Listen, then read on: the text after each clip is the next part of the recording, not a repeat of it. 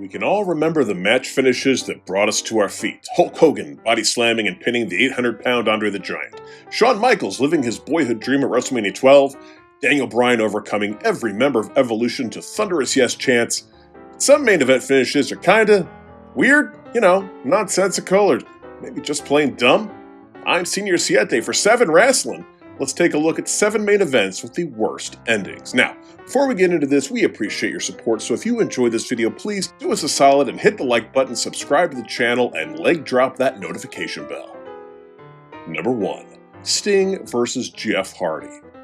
Yeah, I know this is kind of a WWE video, but this one is just too terrible not to include.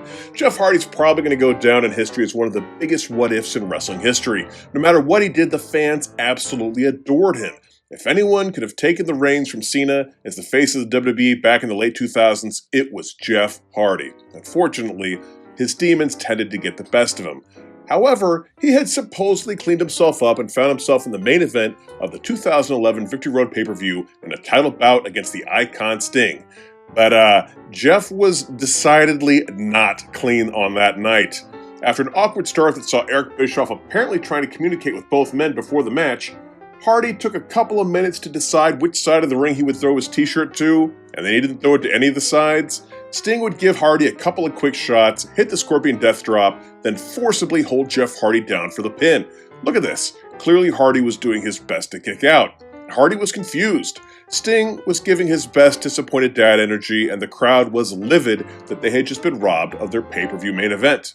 Bischoff would later say on his 83 Weeks podcast that the reason the match was allowed to even go that far was because nobody at the gorilla position had the authority to stop Hardy from going out, which might be the most TNA thing ever. And to bring this entry to a close, as Sting made his way back to the locker room, the fans were making their displeasure known, to which Sting could audibly heard saying, "I agree." Yeah, man, we all agree. Number 2, Seth Rollins versus The Fiend. We knew something was up when this match was announced. Why would newly crowned champion Seth Rollins be squaring off against the unbeatable monster The Fiend so soon after his debut in a Hell in a Cell match? Just didn't make sense.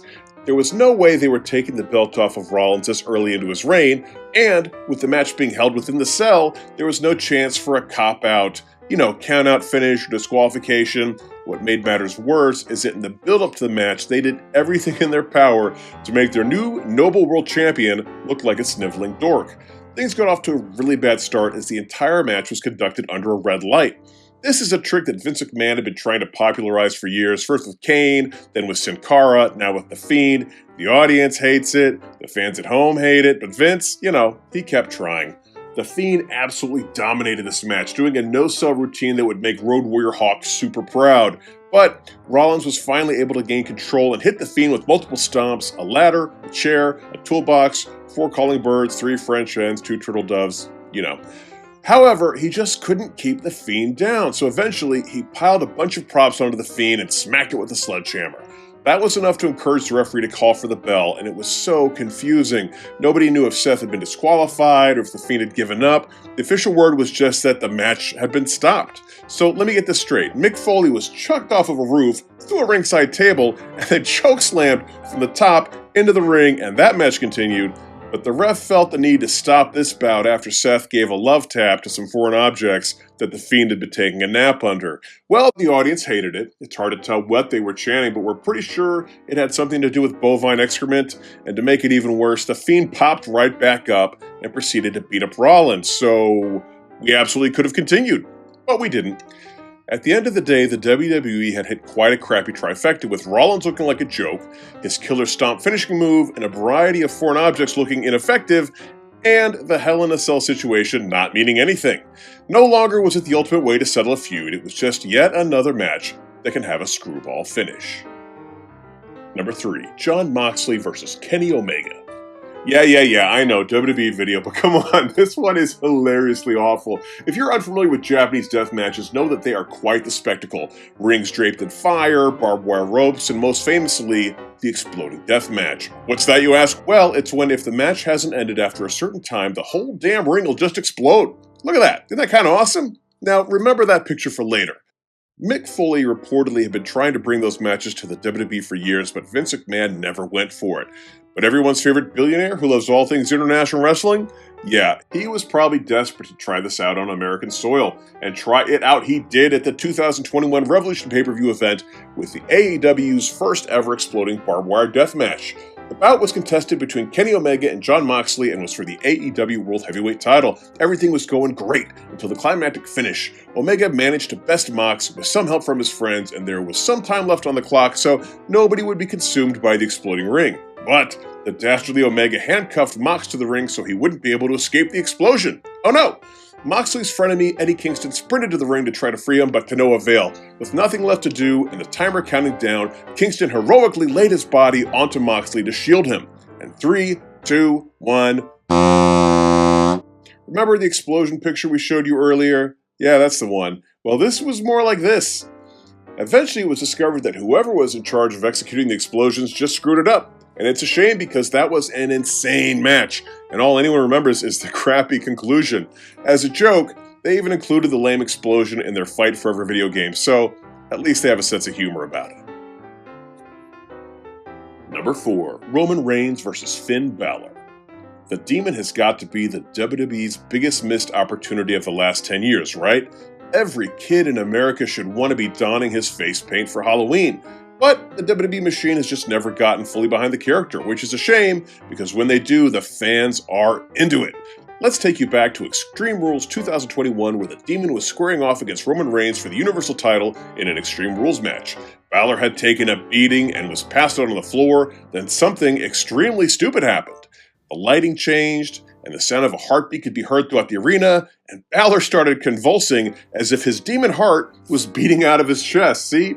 Stupid, really dumb, but damn it if the crowd didn't love it. A reinvigorated Balor leapt to his feet while his music blared over the speakers, and this inspired him to put an impressive beating on the tribal chief. Oh hey, and there's that red light that I said that everybody hated? No, they finally got it right, and the crowd was absolutely into it. Balor put Reigns to a table and tossed him in the ring in preparation for the coup de grace, and then for no reason, the top rope snapped and Balor fell to the ground. His music stopped, the lighting returned to normal, and he lost his demon power. So apparently, it's like the invincibility star in Mario. It only lasts as long as the music is playing. You know the rest. Spear, pin, 1, 2, 3. So the crowd was treated to a new fascinating side of the demon, only to have it stripped away with no rational explanation. And yeah, why did the ropes break? We never learned. Is Balor too heavy? The dude's like 160 pounds soaking wet. Number 5, Randy Orton vs. Wade Barrett. A good rule of thumb for wrestling stipulations is that you should never promise something you have no intention of delivering. We're looking at you, Terry Funk, and Mick Foley, Shawn Michaels. This was also the case when Jonathan Cena served as a special guest referee at Survivor Series 2010 in a match where Randy Orton would defend the WWE title against Nexus leader Wade Barrett. And as a special stipulation, if Wade Barrett didn't win the title, John Cena would be fired. What? How will he afford his snazzy suits? Such a predicament. How could Cena consider himself a purveyor of hustle, loyalty, and that other thing if he didn't call it right down the middle? And he didn't. He absolutely cheated in Randy Orton's favor, knocking Barrett into a match-ending RKO, and thus, John Cena was fired. What was this all about? Well, a luchador by the name of Juan Cena started showing up and performing at WWE house shows. Okay, we get it. This is a yellow dog, Mr. America situation where the good guy pretends to be someone else to get under the bad guy's skin. Okay, that's not so bad. That wasn't it. John Cena, not Juan Cena, was back on Raw 2 weeks later, rehired because of reasons? Not even reasons, just rehired. So getting back to the Survivor Series, they gave Cena the whole sad goodbye routine. Cena left his wristbands in the ring, he hugged Michael Cole, he even walked through the crowd slapping high fives and kissing babies, and nobody bought it. Nobody for a second bought that Cena was leaving the company for real. Just eye rolls and jerk-off hand motions. Number 6, The Undertaker vs. the Dudley Boys. Oh boy, thanks for sticking with us through all this, because things are about to get really dumb. The main event of the 2004 Great American Bash was a handicap match where The Undertaker squared off against the Dudley Boys in, get this, a concrete crypt match. I know what you're thinking, Señor Siete. What's a concrete crypt match? Good question. Well, it's when you take The Undertaker's manager, Paul Bearer, place him in a glass box, and as the match goes on, Paul Heyman pulls a lever that pours concrete over him. And if The Undertaker loses, Paul Bearer will be completely buried in cement. You heard that correctly. I did not stutter. If The Undertaker lost, Paul Bearer would be murdered on live TV. Fortunately, The Undertaker was able to emerge victorious, but unfortunately, this isn't a video about terrible gimmick matches. Oh no, it's about terrible pay-per-view endings, and in this case, it's because instead of rescuing Paul Bearer, you know, the guy that The Undertaker had been fighting so valiantly to save, The Undertaker would pull the lever himself and bury Paul Bearer in cement. The next week, they would say that Bearer had only been injured in the stunt, but they never explained why The Undertaker had tried to off his manager. It wasn't even part of a heel turn, as The Undertaker was clearly the good guy in a title match against JBL at the next pay-per-view SummerSlam. In the end, the whole thing made no logical sense, but at least it was incredibly stupid. Number 7. Yokozuna versus Lex Luger.